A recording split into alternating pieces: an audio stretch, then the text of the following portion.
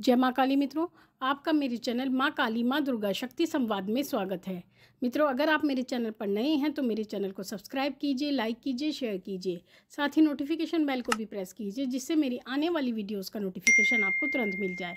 मित्रों, आज का जो विषय है वो विषय ये है कि क्या मासिक धर्म के दौरान स्त्रियाँ पूजा कर सकती हैं, और अगर वो कोई साधना कर रही हैं और उसके बीच में अगर आपको मासिक धर्म आ जाता है तो उस परिस्थिति में, या फिर अगर आप कोई व्रत करती हैं, जैसा कि आपने 11 व्रत का नियम लिया है, 21 व्रत का नियम लिया है, तो ऐसी परिस्थिति में अगर उस दिन आपको मासिक धर्म आ जाता है तो आपको क्या करना चाहिए, क्या परिस्थिति होती है। देखिए, सबसे पहले तो हम बात करते हैं सामान्य पूजा पाठ की, जो हम नियमित पूजा पाठ करते हैं।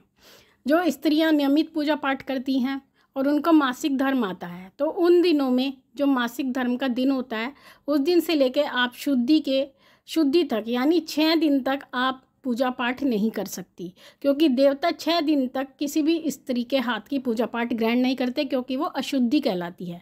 तो अशुद्धि में आपको पूजा नहीं करनी होती। अब बात आती है, अगर आप कोई साधना कर रही हैं, कोई भी आपने संकल्प किया है, जैसे कि 11 दिन का, 21 दिन का, 41 दिन का, तो स्वाभाविक सी बात है, आप स्त्री हैं तो आपको मासिक धर्म इस बीच में आना ही है, क्योंकि ये साइकिल केवल 30 दिन का होता है। तो 28 से 30 दिन के बीच में आपको ये आना ही है।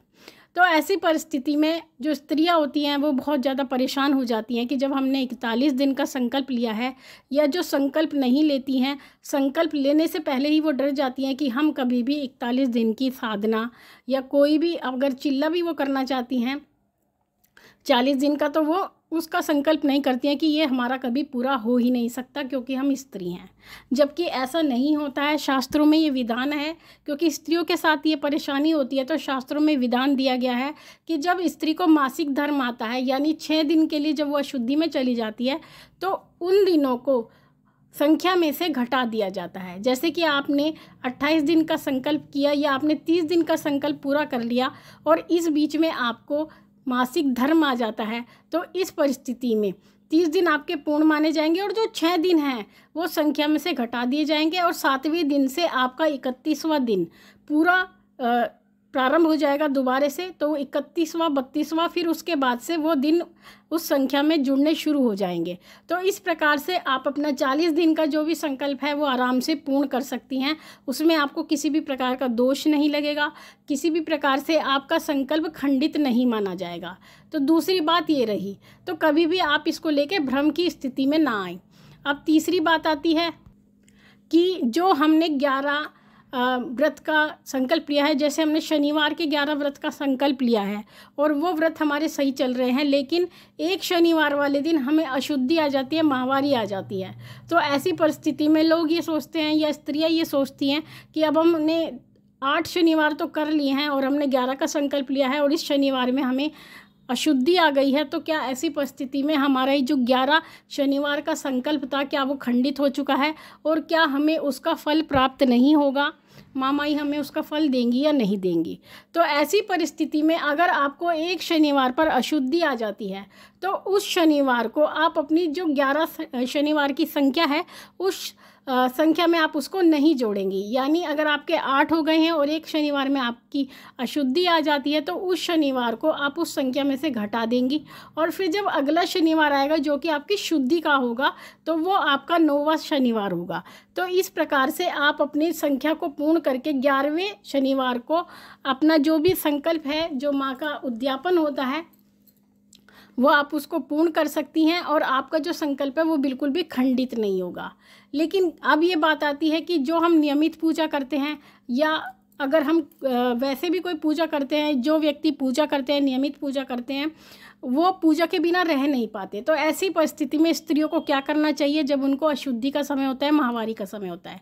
देखिए, अगर आपको माहवारी का समय है, अशुद्धि का समय है, तो उस समय पर आप ना तो दिया जला सकती हैं, ना ही आप कोई भी धार्मिक पुस्तक का पाठ कर सकती हैं, ना ही आप अपनी जपमाला को छू सकती हैं।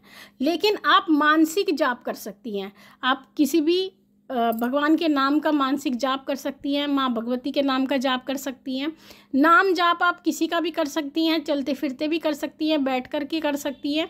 मानसिक रूप से आप कोई भी नाम जाप कर सकती हैं, माँ का स्मरण कर सकती हैं, क्योंकि माँ अपने बच्चों को जो भी अशुद्धि में भी अगर वो कोई नाम जाप करता है तो माँ उसका फल भी आपको प्रदान करती है, क्योंकि माँ गंदगी नहीं मानती। लेकिन जो विधान होता है, शास्त्रोक्त विधान होता है, पूजा हमेशा उसी के अनुसार की जाती है, उसमें कोई भी परिवर्तन नहीं होता है और शास्त्रोक्त विधान के अनुसार ही साधना, सिद्धियां और नियमित पूजा हमारी चलती है।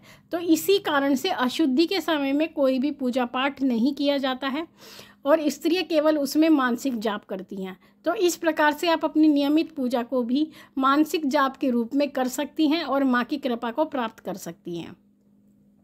तो स्त्रियों के लिए बहुत ही महत्वपूर्ण जानकारी थी, जो स्त्रियां कंफ्यूज रहती हैं।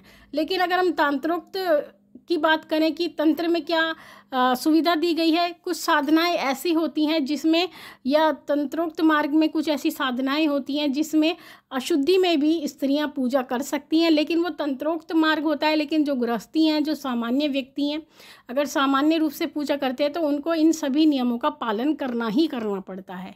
तो मित्रों, ये थी जानकारी आप सभी के लिए। माँ भगवती से यही प्रार्थना करते हैं कि वो आपके भंडारे भरती रहे, आपकी सभी मनोकामनाओं को पूर्ण करती रहे। आपसे जल्दी मिलेंगे अपनी अगली वीडियो में। तब तक के लिए जय महाकाली, जय महाकाल।